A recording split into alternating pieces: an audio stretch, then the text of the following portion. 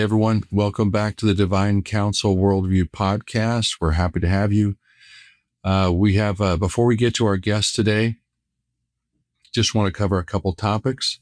For those of you that are looking for Mike Heiser content, yes, this is a channel, but all this stuff is out there. You can dive back into the historical stuff, and there's dozens and dozens of other channels that are doing his same content over and over. But this is a continuation with Dr.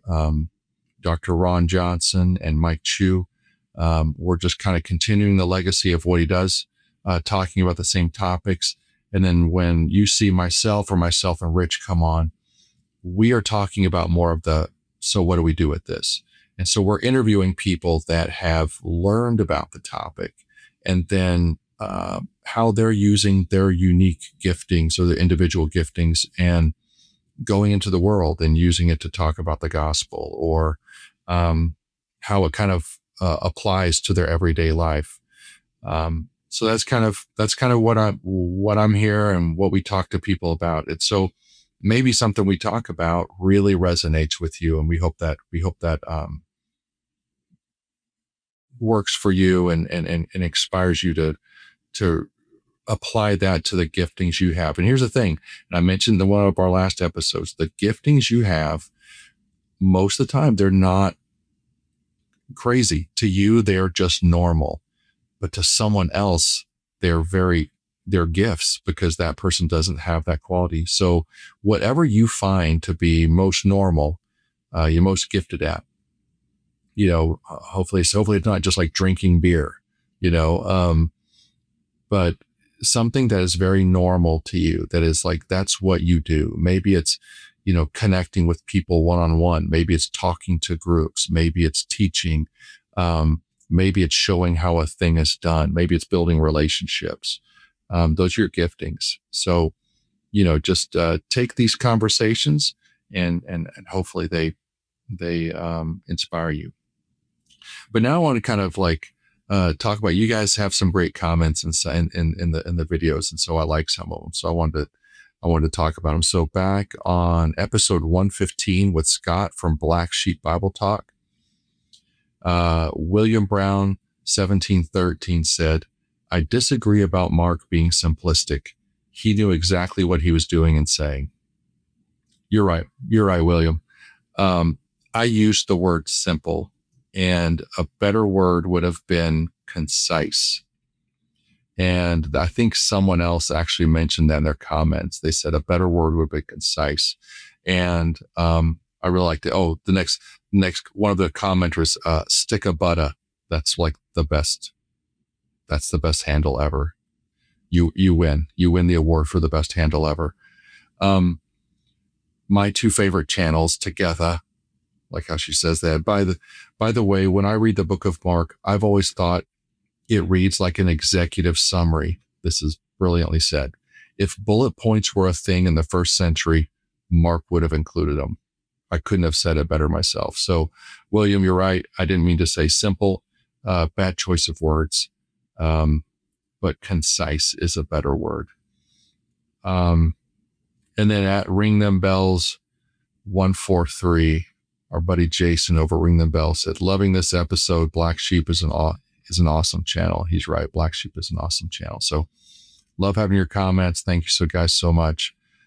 So now we're going to get on to interviewing Dr. Natalie Atwell. She's been in our podcast previously, but she's got a new book out, and we're going to talk about that book. The title of the book is Humanity Under Siege: The Unseen Realm and Spiritual War Against the Mind. It's being released by Defender Publishing. You'll be able to find it on Amazon. It is going to be released, I believe, August the 18th. And Dr. Natalie Atwell will be at the conference. And I think she'll have a table with some of her books back there. So if you want to go back and talk with her. So we get into some really interesting topics. We talk about dissociative identity disorder, kind of like what other people know as multiple personalities. We talk about abuse, satanic ritual abuse, we even kind of get into alien abduction and what that could be about.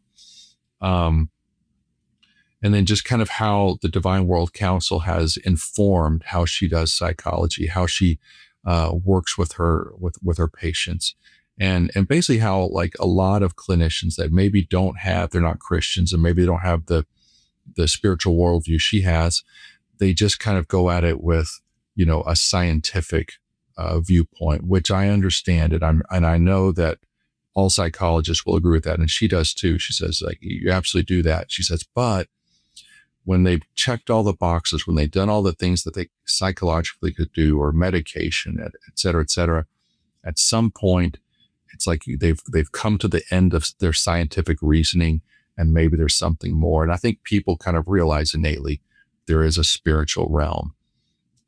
If you don't call it that, they call it something else. But everyone realizes there's something supernatural out there, or we wouldn't fill our movies and entertainment with them.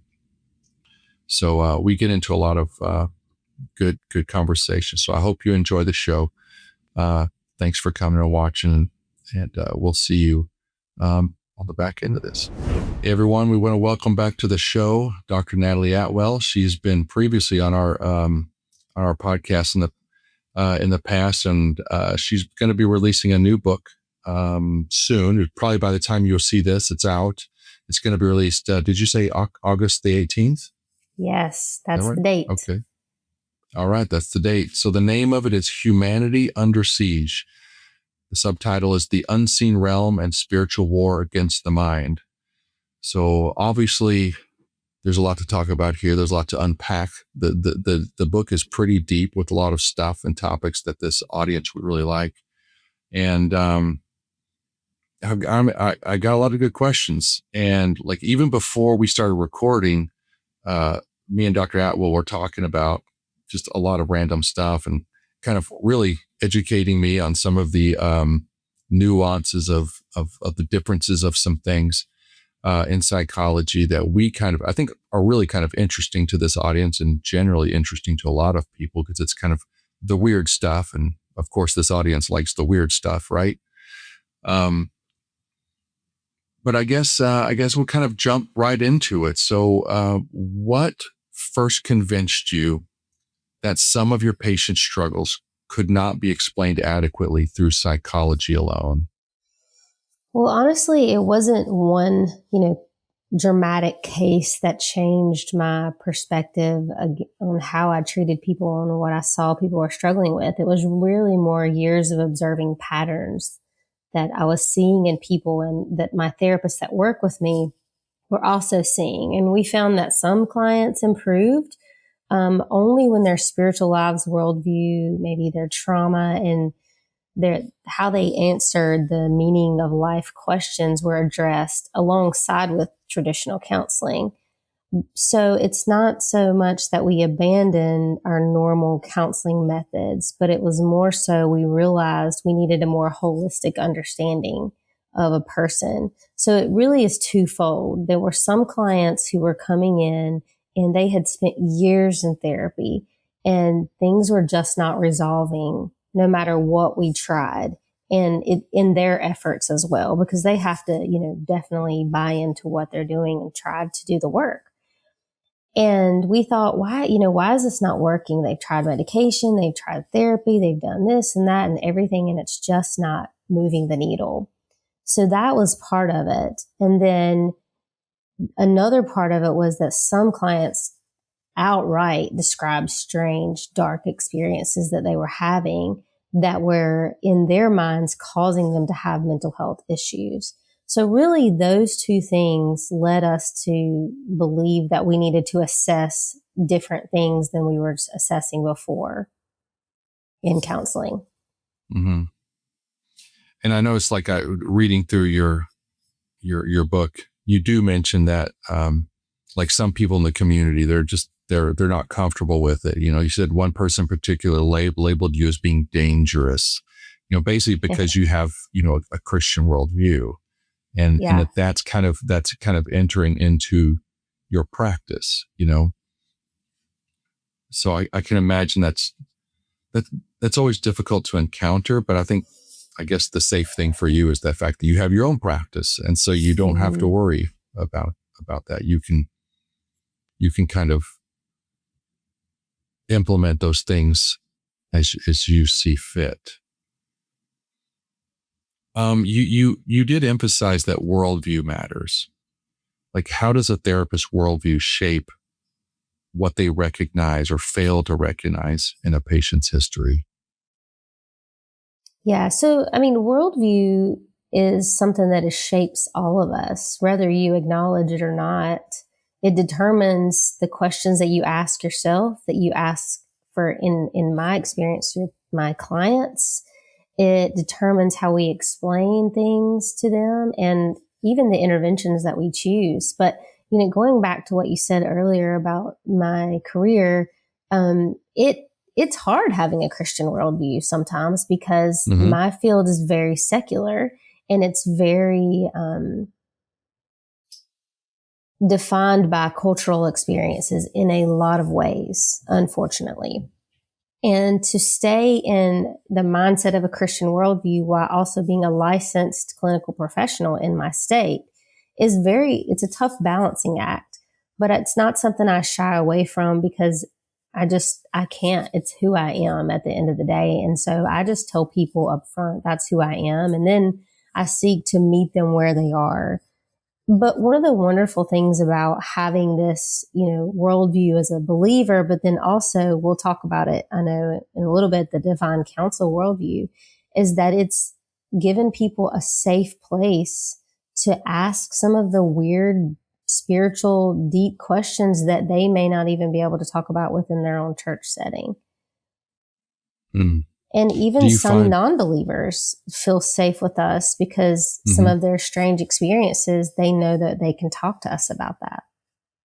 Yeah, that's what I was going to ask. Do you find that like some people, even non-believers, would feel maybe in the past with other counseling services, they're just thinking, I can really only talk about the medical aspect of this because that's what they're dealing with. But these feel a little more free to talk about supernatural aspects. Are you and all of your counselors kind of seeing that?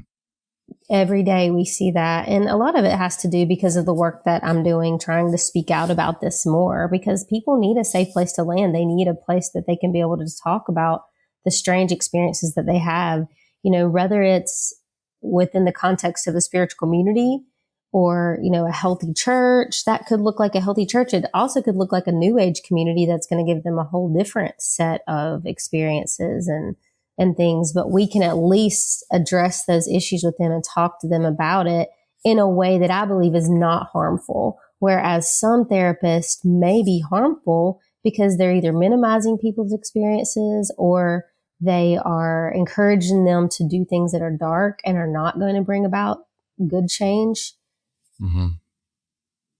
What are some of the topics that you're seeing come up more prevalently? In the area of spirituality?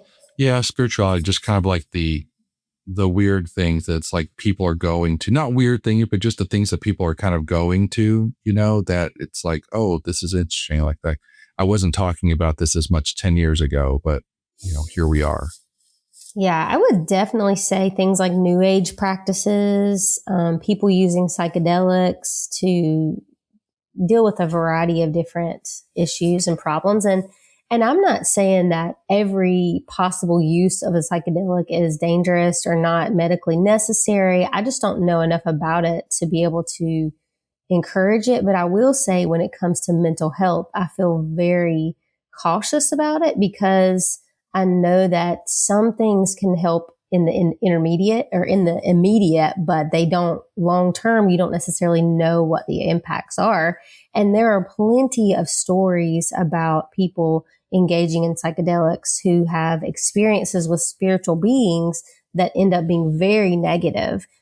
So I've had clients come after they've done some type of psychedelic therapy and wanting someone to help them to process and understand the things that they saw that were not good.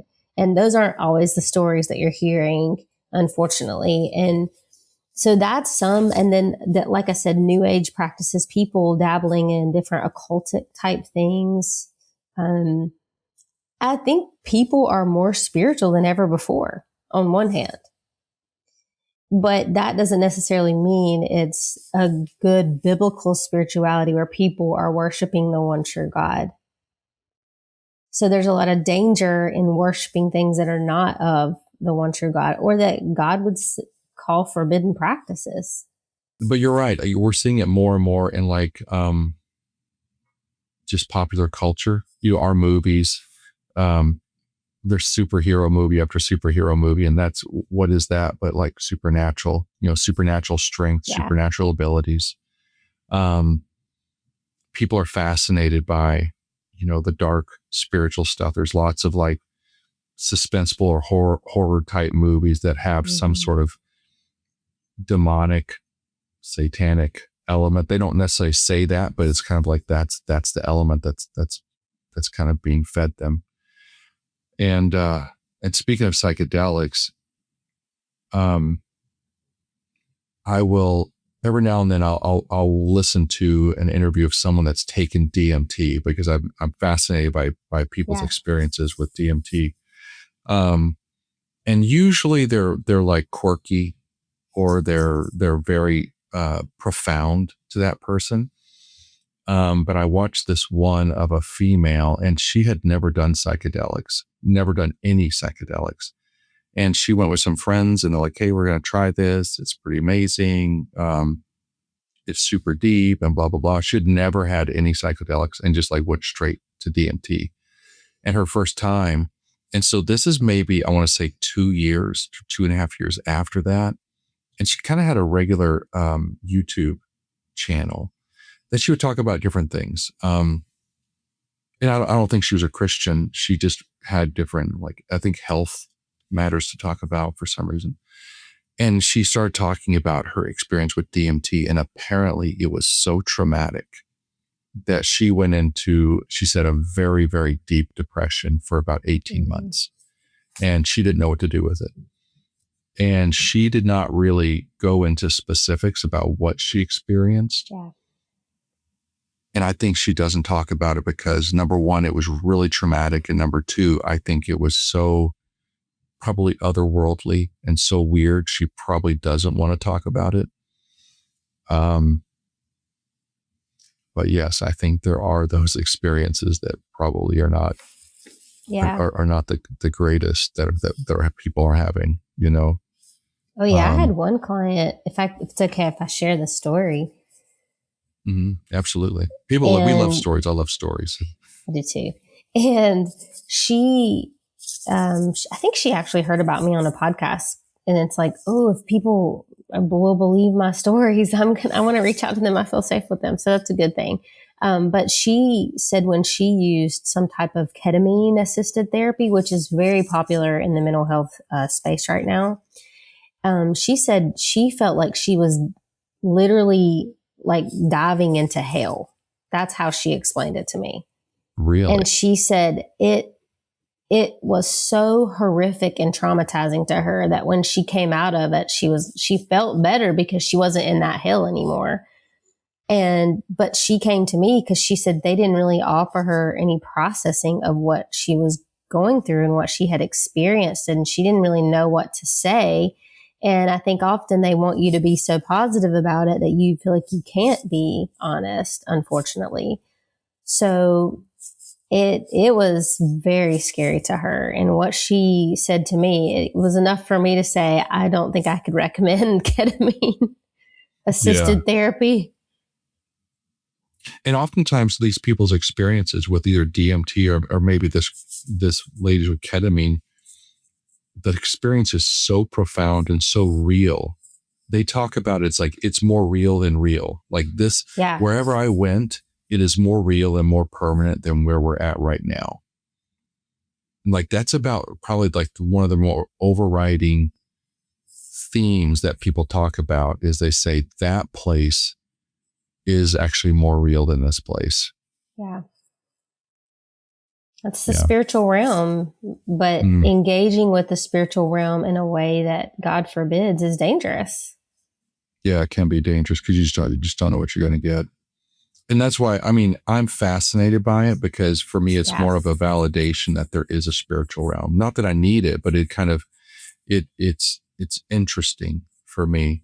But I don't do it because, yeah, it's like, I don't know what I'm going to get. You know, Yeah. it's kind of like, you know, you're going to go be a tourist and you have no idea what land you're going to be taken to. You have no idea if you're going to be taken to the land of cannibals, you know, Yeah. or, you know, the Oompa Loompas or, you know, or Disneyland. You just have no idea. You have no idea where you're going to arrive.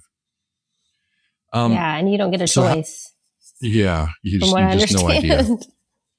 So how did discovering the Divine Council worldview change your understanding of mental health and spiritual conflict? Well, studying the Divine Council worldview, particularly through like Dr. Heiser's work, helped me to understand scripture in a way that spiritual reality is way more than what I had been taught from just my Western view of Christianity.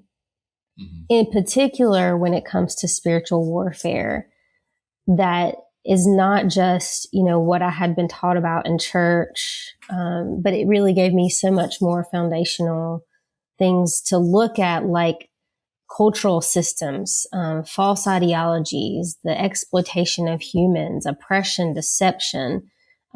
So it really encourages believers to recognize individual spiritual struggles and broader like societal influences and other things that could be going on in the world. But clinically, it just reminds me that spiritual conflict and darkness can present in clients' lives through false beliefs, through trauma, pride, fear, addiction, abuse of power, deception, rather than just what we would call them as psychological type manifestations, but they can be definitely spiritually rooted. And that's not something that, you know, Christian therapists haven't considered in the past, but I think we do have to look at, because we forget often that there is a spiritual battle raging around us. And what does it look like? How does that impact humans? Because ultimately, humans and what a human is what the enemies of God are going after. Mm.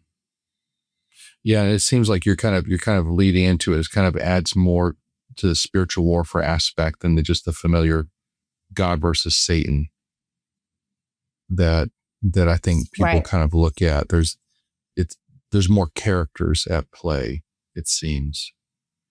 What kind of not that you name them, but and you're kind of giving names, that you're giving characteristic names to them. I guess what kind of overwhelming themes do you see in your practice that you feel like has a spiritual aspect to it? I mean, we have a very human name for it, like you just gave, like abuse of power or, you know, sexual abuse or stuff like that. What do you feel like there's like a spiritual element just behind, besides saying evil? Do you feel like, oh, this person is dealing with this? Like, even if it's a very human aspect, it's like there's like a spiritual element behind that, influencing it or encouraging it. Do you feel like you see that regularly at your practice?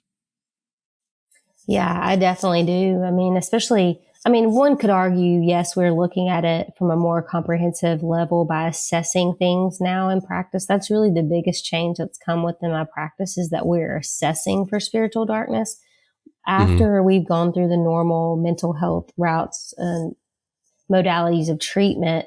And we feel like there's something else going on here. We need to dig a little bit deeper. We'll do more comprehensive assessment of what I call other influences, because we don't want to just come out and say, hey, there's some evil influences in your life. Yeah. You know, you kind of have to approach it in a little bit more palatable way, I guess you could say. And then once we do assess it and we figure out that there might be in spiritual terms, like an open door where an influence could have come in and impacted them in a way, then we will, go about treatment that way. But it really depends on the issue out, like, for example, after COVID, we dealt with a lot of loneliness and a lot of suicidal ideation that came about from that. So I think the influences there from a spiritual standpoint would be cultural, societal. You might be dealing with principalities, but also dealing with just individual temptations as well. But one of the things I do in the book is I go through the 3 rebellions that, like, Dr. Heiser talks about. So Genesis 3, 6, and 11. And I try to identify what are the main, like, temptations that were brought about through each one of those rebellions. And then I tie that to the mental health disorders that might have been a result of those types of things, of those temptations. And that really helped me in my mind to be able to conceptualize a lot of different mental health problems. Not to say that they, all can be rooted there, but I think at some level that is where all mental health issues began. That doesn't mean I think everyone battling a mental health issue has, some type of, demonization, not to that level, but there's an influence there that might be something to assess, something to look at so that it can help treatment wise. That would make sense. I could see, like, we've, for those of us that have kind of like looked at the Book of Enoch and how it describes the fallen angels and how, it names some of them and it says, and he taught this, and like one of the common Azazel, however you say his name, he was in charge of, he taught men warfare and also women cosmetics, which I think is right. I never would have put those two together, but why not? Why wouldn't they expand the repertoire of this to kind of like turn it upon humans and like use maybe the skills and gifts that they had been given and pervert them in very, very niche mental health formats? It just makes sense, actually. Yeah. So also in your book, how do you distinguish, kind of talk about how do you distinguish an ordinary temptation, a psychological compulsion, and what you believe may be a spiritual oppression? How do you go about distinguishing those? So the basic answer to that is beginning with comprehensive assessment. So assessment's a part of any, or should be a part of any good counseling practice. An ordinary temptation is a part of the normal human experience. But when you're looking at spiritual oppression or experiences that can't be explained by psychiatric disorders or neurological conditions, trauma, things like that, then you need to assess for deeper issues, for other things. Have they been engaged in certain practices that could be causing them to manifest some type of mental health problem? Did something happen in their childhood that was related to some weird ritual? Did something happen to them that was so deep and dark that can only be explained by some type of demonic entity or spiritual force of darkness that led them to do something? It doesn't leave out human choice. That's a powerful thing about it, because we do, as adults at least, we have the ability to say, we're going to partner with something or not to say that they're not very deceptive. We were talking about one of the biggest things we see, and I would say it's deception by far. But ultimately, deception in what formats?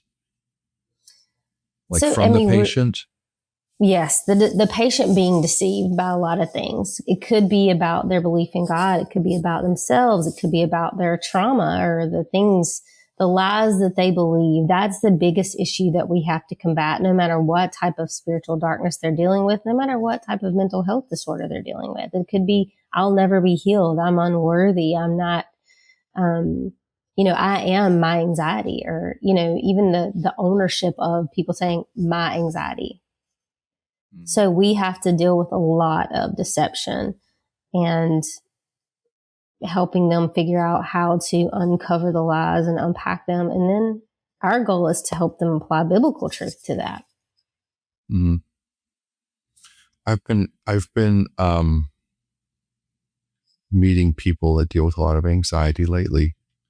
And I think it's probably, I don't know, I guess just anecdotally, it seems like it would probably be one of the most common things that I think people deal with. And I've had to, because I've just met so many people and they've kind of admitted this to me.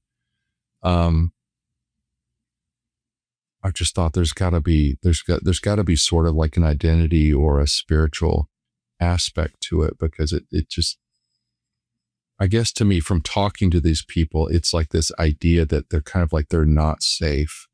Things are not okay. And I notice most of them busy themselves with things so they don't have to think about it. And so they seem to be like the busiest person in the room. Yeah. Never wanting to sit in silence, never wanting to sit quiet.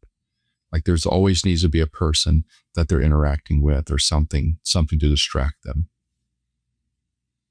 And I feel like there's got to be a strong spiritual element to that. Even anxiety attacks. And I don't know what you think about this. I'd like to get your take on it, because I was talking to a guy that I worked with, and the guy he's a solid dude. He's super laid back. He is very kind of, not a worrier. From what I've gathered, does not have anxiety. And he told me that he was running one day and he was just on a jog, and he had kind of gone out as far as he'd gone. He turned around, was coming back. And then he all of a sudden said he thought he was having a heart attack or something. And I can't remember if he called the ambulance or something like that, because he had never experienced it. And he was a young guy. Like, yeah. I want to say he was probably maybe 39, 40. And they said, they came and checked him out and said, no, like there's nothing wrong with you. And he went and talked to someone. They said you probably had an anxiety attack. And then he said he had another one while he was driving the car, and he only knew that it was an anxiety attack because of the previous one. And it makes no sense to me, because I say, what were you thinking? Were you like ruminating on anything that you're worried about? Is anything going on in your life that you're stressed about that could cause this just overwhelming sense of worry and anxiety? He's like, no, man, there's nothing. He said, it's just out of the blue. Can you explain that? Because so this buddy of mine he's not really a believer. Yeah. And so I don't really go too deeply into it about like, hey man, there could be a spiritual aspect, because what do they do with that? I mean, do you have any thoughts on that? Yeah. I mean, he honestly would be a great example of someone that I would want to do a more comprehensive assessment on. I mean, you could encourage him to go to counseling and to, deal with some things that might be coming up in his life that he doesn't know about. There could be sights, sounds, smells that are triggering things in his mind that he doesn't know about. So I think if you start with him just talking about the natural things, then say, hey, I've got some thoughts on what some other options could be that you're struggling with. I don't know how you'll feel about that. And just say, some people believe that these could be spiritual attacks. I mean, you could say it in that way and just kind of see how he takes the bait. But that's kind of how we would approach it in the counseling setting. And we would have set, we go through the whole assessment, because I agree, when there's no, you can't quite understand why this is happening and it's out of the blue, that would be a good reason to believe that it could be a spiritual attack in his life. And one of the things I talk about too in the book and try to help people understand is their purpose is to be an imager of God, is to be an imager of the Most High God. So that is exactly what the enemy is trying to steal, kill, and destroy. Whatever your purpose is in life is however you're imaging God. So for him, like, how is that impacting your work? How is that impacting your life? Like, you got to figure out why you're being attacked. And it could, I mean, you never know. That could be your inroad to being able to share the gospel with him. Mm-hmm. Yeah, I had to, I'd never really heard about these anxiety attacks. I heard the term, but no one had ever really described them. And everyone else that I had like heard about it before, it seemed to be kind of like there was a buildup of stress, a buildup of something that was giving them anxiety that was just so overwhelming that it just came to this apex, and then they had this anxiety attack, right? He was the first one I'd ever heard of that was just going about his daily business, minding his own business, not worried about anything. And suddenly he's under, like, for me, what was kind of like a spiritual attack. So yeah, I'll have to talk with him about that. But, and this actually kind of leads into another thing. So you talk about this in your book, you talk about sleep paralysis, which to me is like the sleeping version of an anxiety attack, you know? And I'll admit, I have had sleep paralysis twice in my life.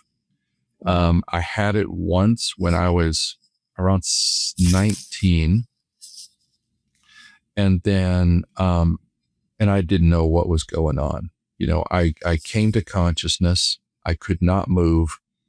I kind of felt like my spirit was being pulled out of me, actually. And I heard some kind of demonic voices, like heckling me. Had no idea what it was. Totally freaked me out. I was with some friends. They would I think they went into a store to get some things, and I was just sleeping in the car because I was so tired. The second time it happened, I had become aware of sleep paralysis. And then I want to say I'd listened to, it's a guy that Mike Heiser interviewed or talked to. He's in Roswell, New Mexico, and he's all into the alien abduction thing, which is the topic we're also going to get into. He basically said, like, when people were under an alien abduction, they just, like, they would say, "Hey, in the name of Jesus, you know, I command you to go away. I rebuke you in the name of Jesus." And it's like they kind of stop in their tracks, and sometimes they're like, "Please stop saying that. Stop saying that," you know? And when the person keeps doing it, the experience immediately stops. And so it was sort of another, a usage of that. And so when it happened to me the next time, I just tried, all I could think of is in my mind, just to say the name Jesus over and over. And as I said the name over and over, it just, like, it broke. You know, I never heard anything, but I did feel an evil presence in the room. I couldn't open my eyes. But it was, it's incredibly frightening. So I guess, do you have a lot of people that come in talking about that and their experiences with that? Yeah, we have some for sure. And because we talk about these things too, I'll have random people come up to me at church or in the community and say, "Hey, I need to talk to you about sleep paralysis."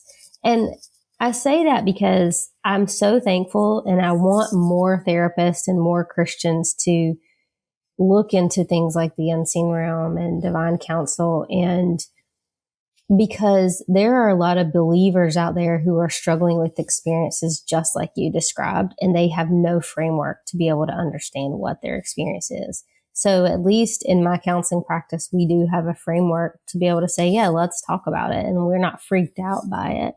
And we have that one. That's one that comes out quite a bit. So I would say a lot more people experience sleep paralysis than probably is reported. And it often gets sort of grouped into sleep disorders, but I think it is highly spiritual, because everyone that I've talked to that has had an, experience with sleep paralysis explain it very much like how you did, that they feel like there's a demonic presence, like, on them, a heaviness. It feels very dark. They're awake, but they just cannot move.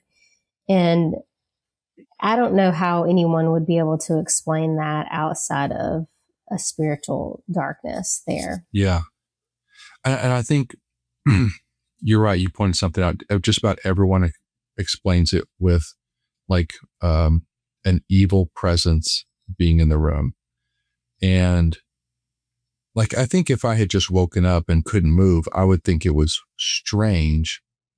I might be a little perplexed as to why I couldn't move. And like, fear might start coming on. Like, is something wrong with me? Why can't I move? Why can't I do something? And that fear could kind of build. I could see that. But when this sleep paralysis happens, it's almost like the knowledge of present evil is almost immediate. And I think the fact that you can't, it's more like the fact that you can't move and you can't respond to the presence of evil. Think of a guy, you're in some place and a guy points a gun at you, and ideally you would want to run, jump, or do something, something defensive to kind of like protect your safety. But in this situation, you have no power to do it. Like you cannot do anything to protect yourself. It's so crazy. I think you're right. The topic is coming up more and more and more. Mm-hmm. That last time it happened to me, man, it was probably, 14 years ago, maybe. And it hadn't happened. It hadn't happened since. But yeah, I think it's probably a lot more prevalent than people lead on. I think a lot of people just don't want to talk about it. Yeah. And if you're a person who loves, God and who goes to church, you're often scared to talk about it because you don't, again, have necessarily the right framework to be able to fit that in your worldview, or you don't really understand what scripture says about it. And so a lot of people won't go to a pastor about that. And then because they might feel like, the pastor thinks they're doing something, woo woo or crazy to have led that on. And that's not necessarily the case. Or if they go to, a therapist that doesn't have a spiritual framework for it either, they may be scared to say this because, someone might think they have some type of disorder that they don't necessarily have. Mm-hmm. I agree. I remember, I think the first time it happened, I felt kind of ashamed to talk about it because of exactly what you talked about. I thought I have no framework to think about. And if this happened to me, it must be because I've done something wrong, or I've invited this thing, or, maybe I'm not a Christian and, that's why this thing can do it to me. But, it wasn't a possession. It was more like a momentary oppression of just, I don't know how to say it. It's kind of like, we're here, we can do these things, and we do not like you in the truest sense of what it is to hate a person. We do not like you, Yeah. I had a friend who experienced it, and she was so disturbed by her experience, and it felt very much like she was being controlled in that moment. Although she's a strong believer, she knew that they couldn't have her spirit, but she had no idea who to talk to about it. And I am so thankful she called me, and I was like, let's go for a walk. And I'm like, I know I don't think you're crazy. Let's talk about some things. And we kind of went into some, deeper scriptural things, and it has really helped her because she didn't know who to go to talk about these things as a believer who experienced something very dark. And I'm not saying we need to elevate the principalities of darkness or that we need to talk about them every Sunday, but I don't think churches talk about them enough in the vein. I agree. I don't think they talk about them enough. Yeah, I think you're right. I think by and large, a lot of churches do not adequately equipped Christians to understand that they are in a daily battle and that it is active. Instead, it's kind of like a lot of them, not all, but a lot of them, it's like, hey, it's, it's bubble gum and, Yeah. and soda pop. So, go out there and do a good job, be good. Represent the team well. But I think they don't really, when this happens, they don't quite know what to do about it. So I guess, you kind of talk about mental health being able to remain grounded in reality. But how do you apply that standard when like someone like your friend reports such a supernatural experience? How do you kind of blend reality with, or how do you not become overly spiritualized, and still remain grounded in like normal psychology? Yeah. Well, I think remaining grounded initially in reality means maintaining the ability to evaluate experiences fully and then try to differentiate between spiritual experiences or normal everyday life things. But honestly, believing that a person has had a supernatural experience is a part of me helping them be rooted in or grounded in reality. Because if someone doesn't believe you and it actually did happen to you, how do you reconcile that in your mind? That's not a commitment to reality either, which is what I would say mental health is.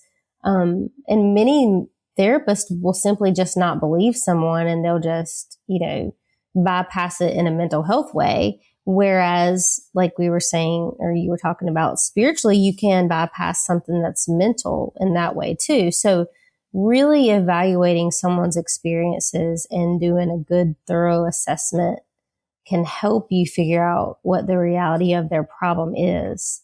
But there is a huge value in simply believing someone in what they're saying. Now, obviously that comes with some evaluation, but I hope that makes sense.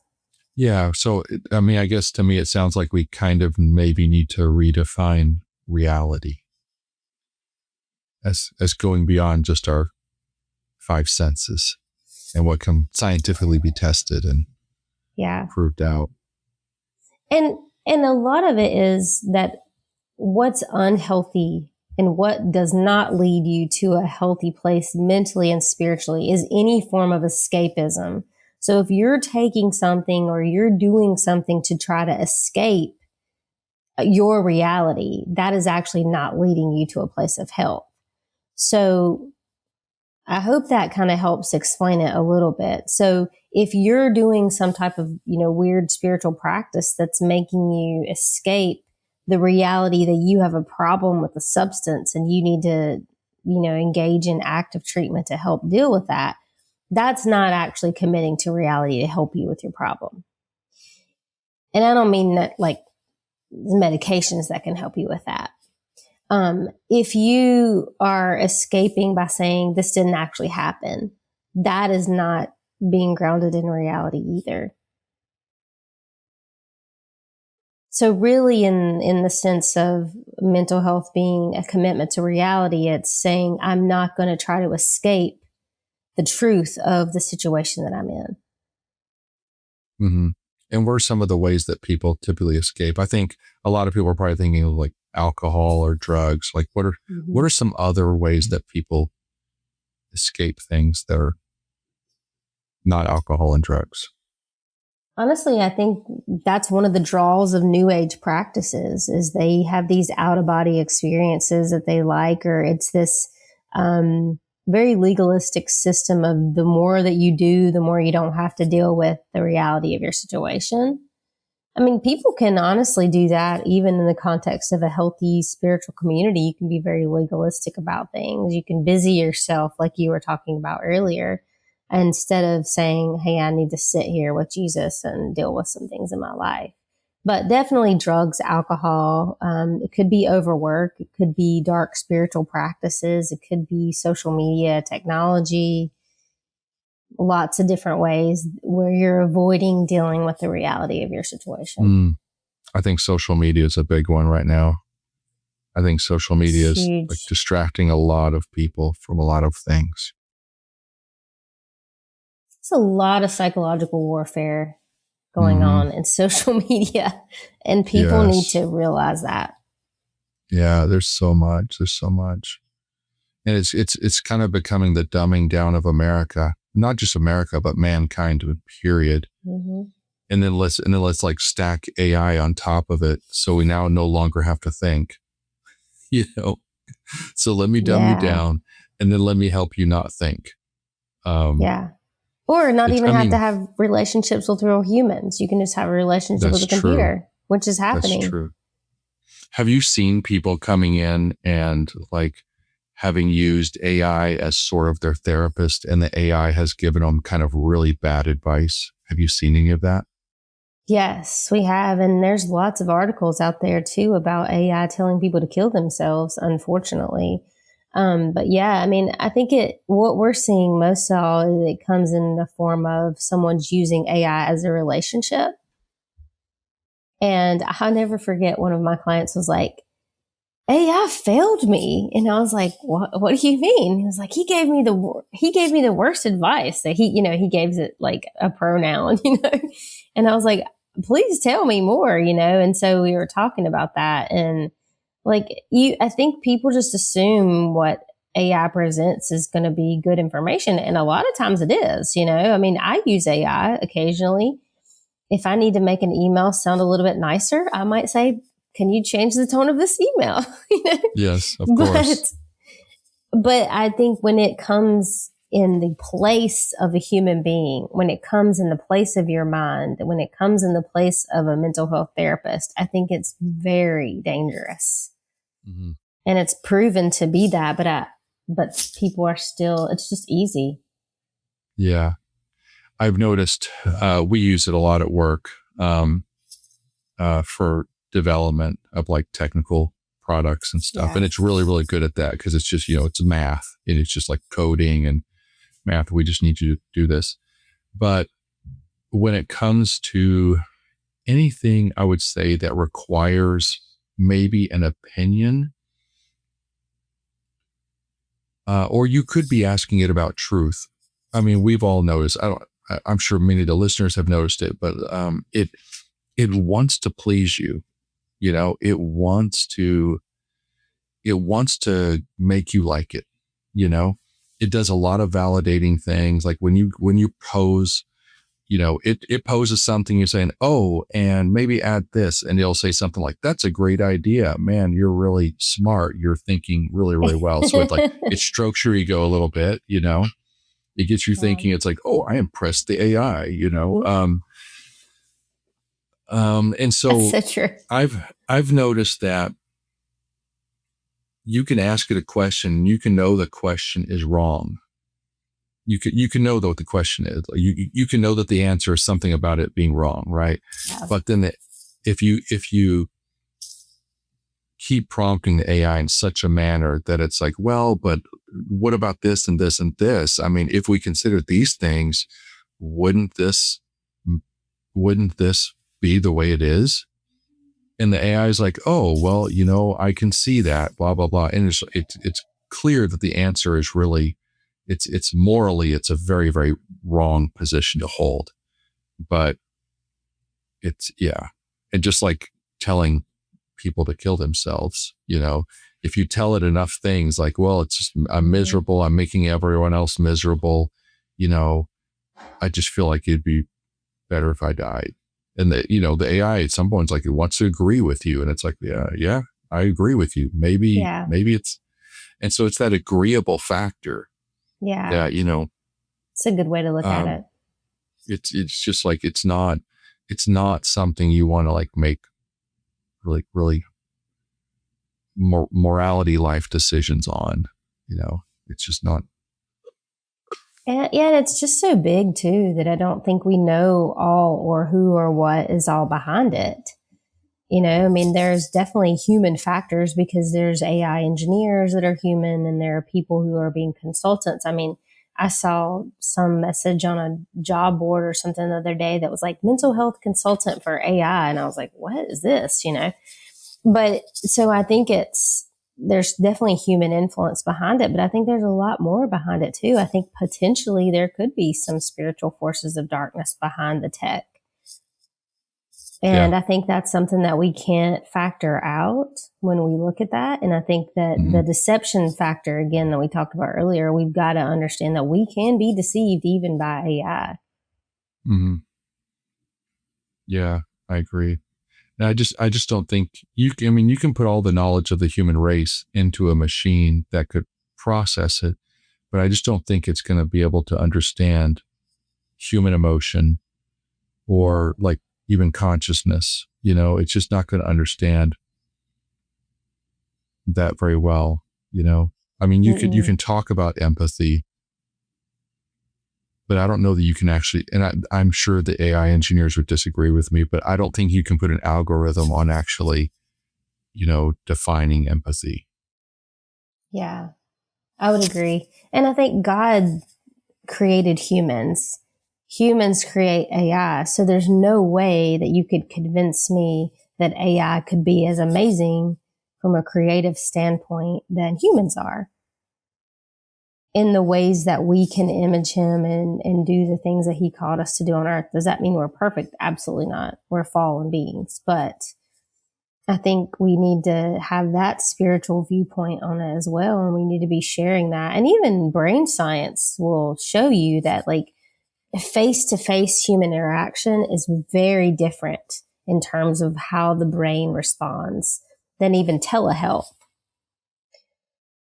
So you're going to have a different response when you're face-to-face with someone than you are. I'm not against telehealth. We do it, if I would prefer to do in person as we can, but it's not always possible. And I'm thankful that we have the option.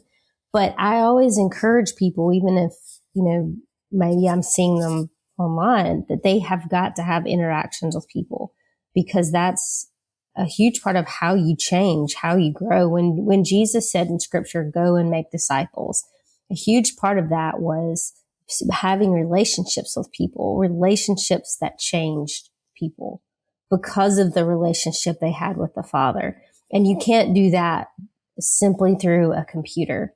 There has to be some face-to-face engagement at some point. Yeah, absolutely. I agree. Like even on a practical sense, at work, there's sometimes, we could have a video conference with a group of people across the country or in another country. But sometimes for some things, it's like, hey, I think it's really important that we get face to face with these people. And there is just such a different vibe. There's such a different, like, you could literally say the same words, but there's so much more of a different connection that when you're right in front of that person, than when you're just on a video call like we're on right now. Just there's so much. I do think there's something in the spiritual realm that is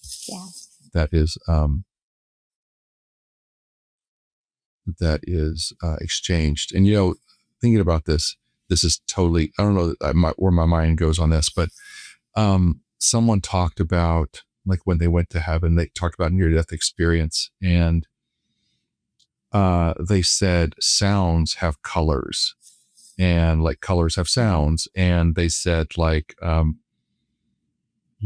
you could hear grass or something like that. They talked about all these like things that should not make sense, right? And I was watching this thing recently, and this guy said he was on a piano. He's a musician, but he has some sort of mathematical skills. But he played like a G, like a low G, and he said, if I took this frequency, I can't remember, it was like 40x higher, or maybe it was millions higher. I don't know. He says it actually becomes the color red. Wow! Like in the frequency spectrum, this note, this sound becomes this color, like this much higher. And then he did it for like these other notes of the keyboard, and I was like, oh wow, that's fascinating, Yeah. Anyway, totally off topic, but somehow it connected in my head. Stuff like that. Yeah, it makes sense. Okay, we're gonna dive into some really weird stuff because you talked about some weird stuff. Well, a lot of this is weird anyway, but that's why there's a book about it.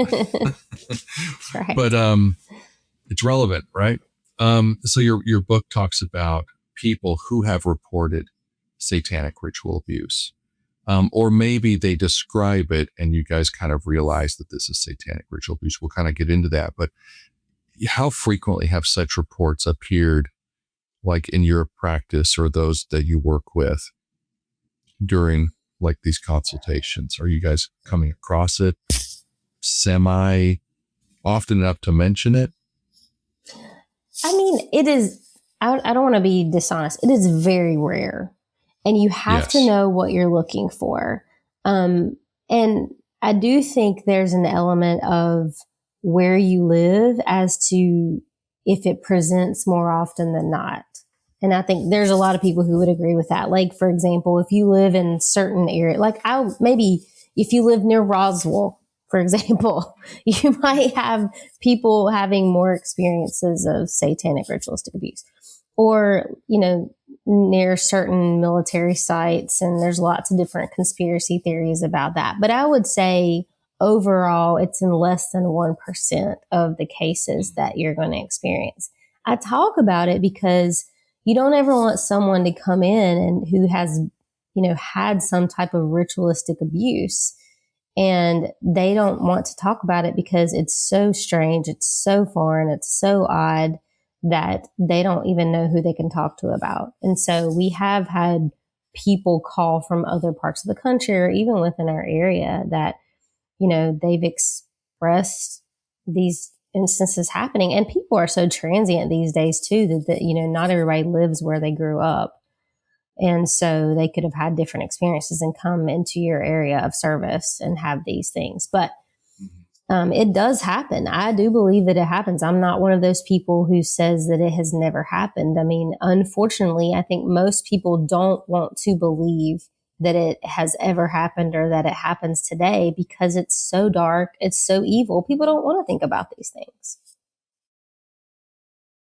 So what is some of the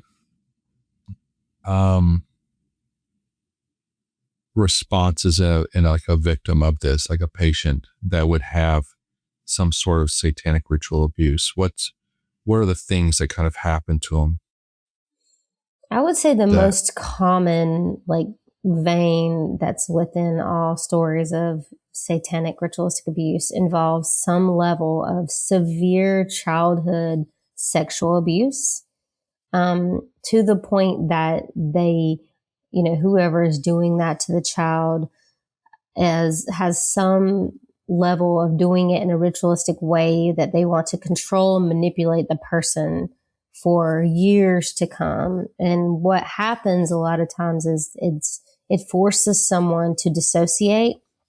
I know you and I were talking before about DID, or dissociative identity disorder. And most of the good research on that disorder shows that it is most common in, and I would argue probably always results from severe chronic sexual abuse, often at the hands of a caregiver. So while you may never meet someone who has, maybe been involved in some type of cult or ritualistic abuse, you may have met someone who was severely sexually abused as a child by a caregiver. And oftentimes the same disorder can result. And you have to, I think people need to be, especially mental health providers, need to be understanding that this does happen, and you need to hear people out and know how to treat people and be willing to treat their trauma in a healthy way. You can't always say, well, I don't know what to do with that, I have to send that to someone else. Get the training and deal with the person and believe the person. So, and when you say dissociative identity disorder, is this another term that can be used for multiple personalities? Yes. Or split personalities? Yeah, that's what the disorder used to be called, but now it's formally called dissociative identity disorder. And is this where a person their identity splits and they create another individual? And why do they create that other individual? Like, what's the point of that? So the best way to describe it is really as dissociation is like a disconnection.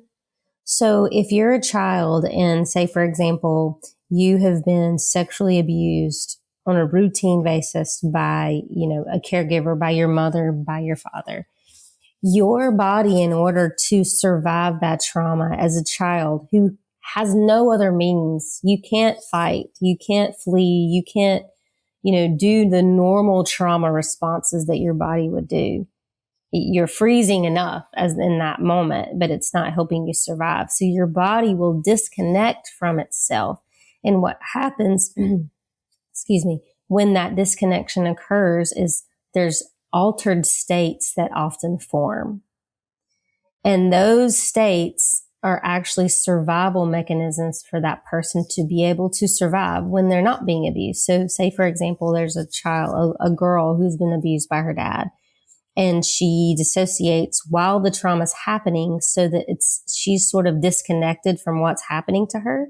So she's surviving so that when she's on the playground, she can be a kid and she can be in a different state playing with someone in that moment so that she can survive other things in her life.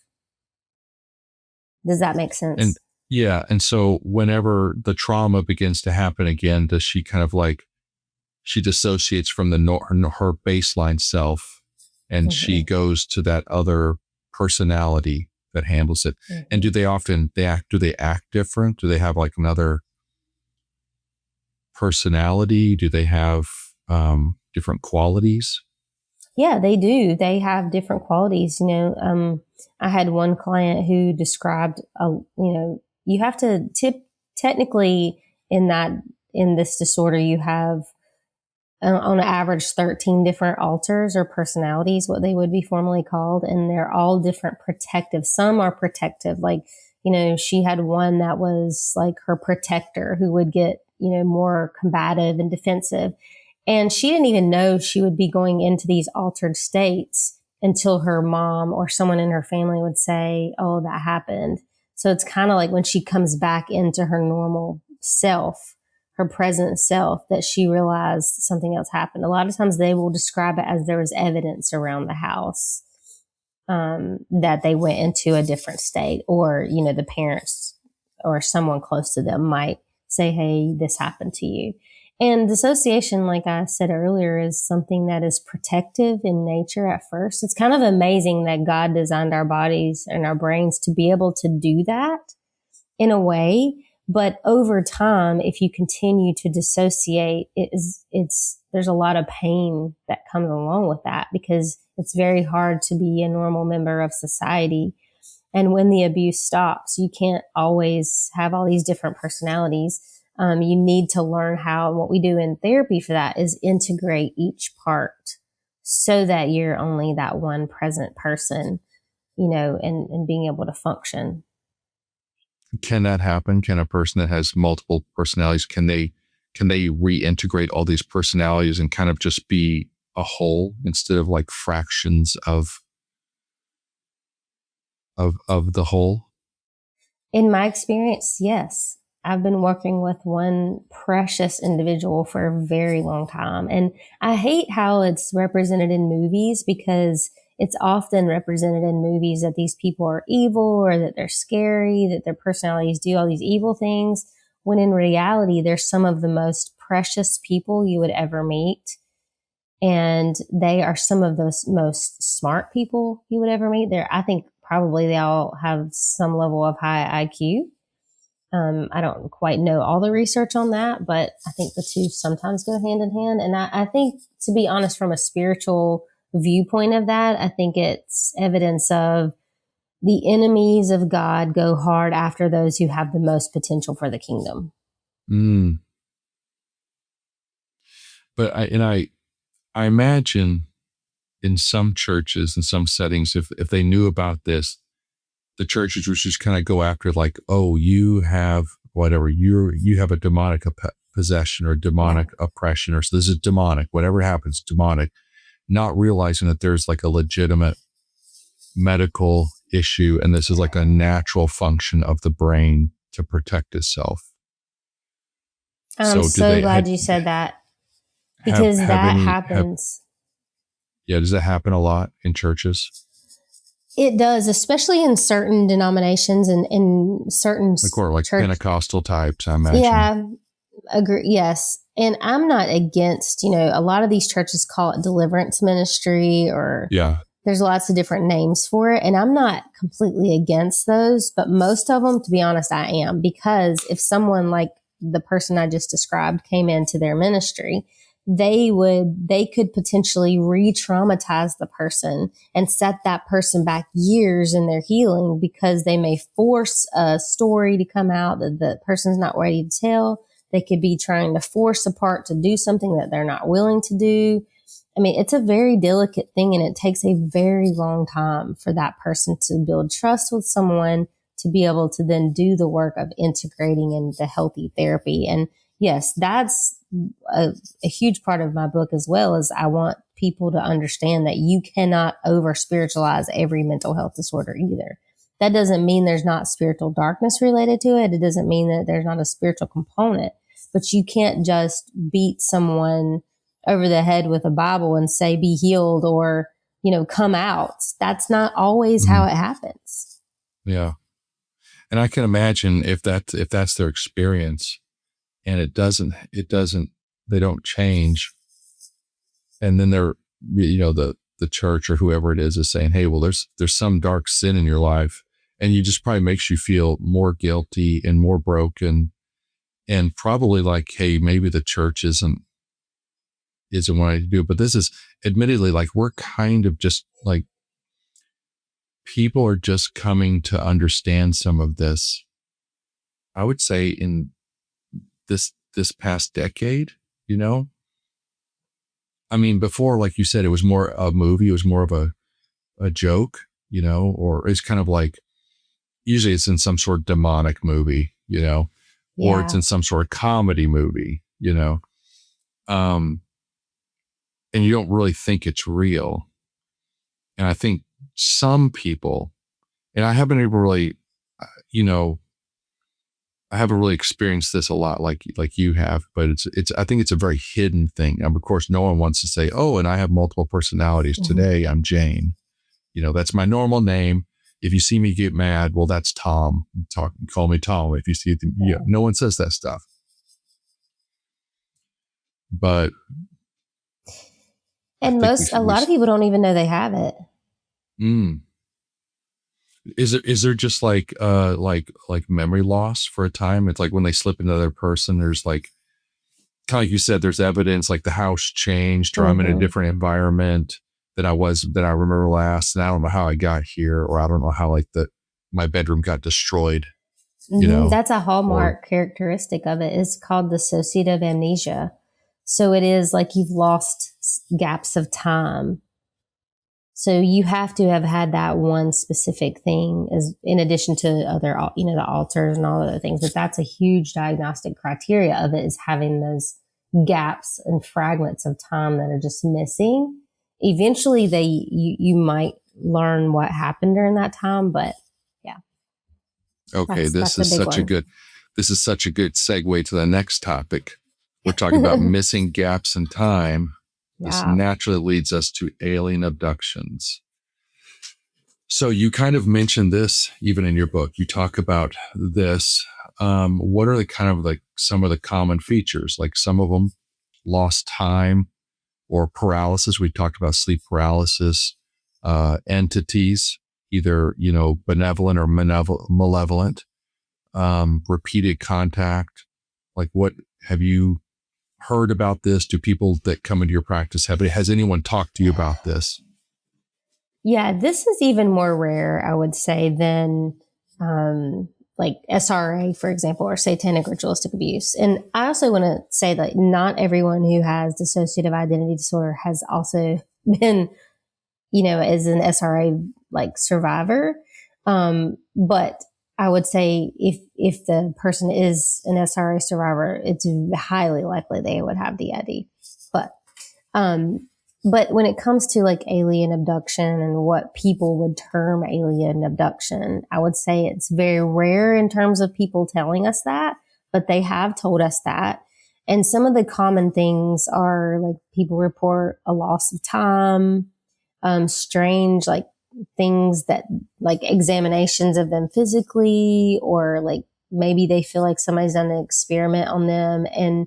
And a lot of it is they do feel like multiple people in their family have had some type of experience like that. But it's never, in my experience of what people have told me, it's not something pleasant. It's definitely a very traumatic type experience that they've had. And you mentioned something, because I actually had a sub question on it. I put the word generational ?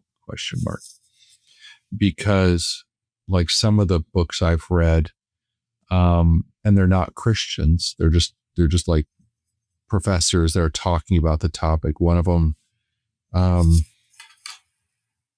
his name escapes me. He's a retired professor at Temple University. Mm-hmm. He talks about it, and he said he started noticing that if like parents were abducted, he said they started reporting seeing their kids in the abduction experience as well. And then as those kids grew up, like he was still doing therapy with them, and then the kids were doing therapy saying, yes, I'm there. And then in some cases, he was talking about like 3 generations of people being abducted, but it wouldn't actually be the whole family. He said it wouldn't be like the husband and the wife. It may just be the wife. But if it was the wife, it was probably both children. And then those children grew up, and then their children were also abductees. So have they talked about, some of your clients, have they talked about they see their kids, or do their kids talk about it? The client that I'm thinking about, it doesn't have children, and this person said that it happened to her parents and her. So, or her mom. I think it was her mom. I don't think it was both parents. And she hasn't I don't know if she's thinking about having kids, and like if that she's, could see into the future. But I think, honestly, like my viewpoint of it is similar to what Dr. Heiser's would be, is like I don't necessarily believe there's like other beings from other planets coming here. It's more so spiritual beings from other dimensions that some people might be able to see at certain times, whereas other people haven't. But I do think that there are some bad spiritual beings that might be doing some things to people. It's hard to say because there's just not enough data really to show. But I think like if someone truly has experienced some type of alien abduction, I think it's in my viewpoint, spiritually, it's easier to understand in terms of dimensions of spirituality, of, that they maybe have an experience with an entity. And how do you help a person like that deal with that? Because I'm from just listening to you, it doesn't sound like she talked about any specific message that was given to her. It's more like just maybe medical procedures are performed on her, and then it's done. She's dropped back off. Yeah. Like how do you help a person come to that? Or is this also a recurring theme with her? Did it just happen once, or it happens periodically with her, and she just needs to talk about it? I think it's just happened a few times, not like it doesn't seem to be recurring, at least now. And by experience, it's more like she feels like, and I don't know if that's partly like what has actually experienced when she's with these entities, or if that's kind of what her mind has adapted her to help her understand. I'm still kind of diving into that with her, but she does feel like there's some messaging in terms of like, this has to happen so that you can help people, if that makes sense. Mm-hmm. Yeah, I've heard that theme before. And sometimes it sounds like sometimes they just do medical procedures, and sometimes they'll say those kind of things. And then sometimes they'll spend a lot more time with like this is the grand theme. This is what we're trying to do here. Yeah. They may not tell them everything, but some people believe it, and some people just think that there's still a malevolent aspect. It's like, okay, you're telling me these things, but you're doing these really harmful things to me over here. So it's like, I don't know that I can trust you. Yeah. You know? And I don't honestly like count out the possibility that it's like an evil human who has done something really dark to someone and they've dissociated and they're coming back to a memory. So it's not necessarily, I think obviously there could be some, or not obviously, but there might be some spiritual entity involved in that experiment. But I think it also could be a horrific, scientific experiment that someone has tried to do with someone and they dissociated, so they don't quite understand if it was a true abduction or not. Does that make sense? Yeah. And maybe this is just their remembrance of it, and this is how their mind is packaging that whole experience in some weird format. Yeah, that's very possible too. That's interesting. Yeah, these are some really interesting topics you're hitting on. You're hitting on all the interesting weird stuff that this crowd likes to talk about. I really appreciate you being willing to going after the topics, because they're difficult, strange topics, but the mind is, quite frankly, a strange and mysterious thing, So I really appreciate it. So again, the book is going to be called Humanity Under Siege by Dr. Natalie Atwell, The Unseen Realm and Spiritual War Against the Mind. And it'll be out August the 18th. Yeah. And where will people be able to get this? As far as I know, Amazon, most of the book channels that you can buy things, Defender Publishing is my publisher. So wherever they put out the book too, and I'm sure it'll be available on my website, mentalwarriorconsulting.com. And I'll post it on social media as ways to be able to buy it and things like that. So thank you. And I also want to say, it is a very hopeful book in the end too, that there is this battle raging around us, but there's a lot of hope in how we can overcome and do what God has called us to do, to image him well. Yeah. Well, and that's the most, you're right. That's the ultimate message that really needs to get across, is that we're not here as just victims. We're supposed to be more than conquerors, right? Exactly. But this is you're kind of you're delving into probably the battle for the mind is probably the most difficult battle that there is, quite frankly. And that's really what we're dealing with every day. And people don't really realize it. It's an ongoing battle every day. But yeah, it's just fascinating. I really appreciate it. Thanks for coming back on. Yeah, thank you. And Dr. Natalie Atwell, she's going to be at the conference, everybody. So if you see her, if you see someone looks like her there at the conference, it is her. And maybe just don't run up to her. Just approach her slowly. It's funny. I might run up to you all. No. Okay. That's fine. We'll do it. No, I love people. I'm excited about seeing like-minded people and people who understand these topics. But it's, like I said, it's my heart and goal to take it into the mainstream so that people are getting the help that they need in the right spaces. Yeah, that's awesome. Well, we appreciate it. Thanks for coming back on the show. Thanks. We hope to have you back again. All right. Thanks, everybody. I love that. We'll talk to you guys next time.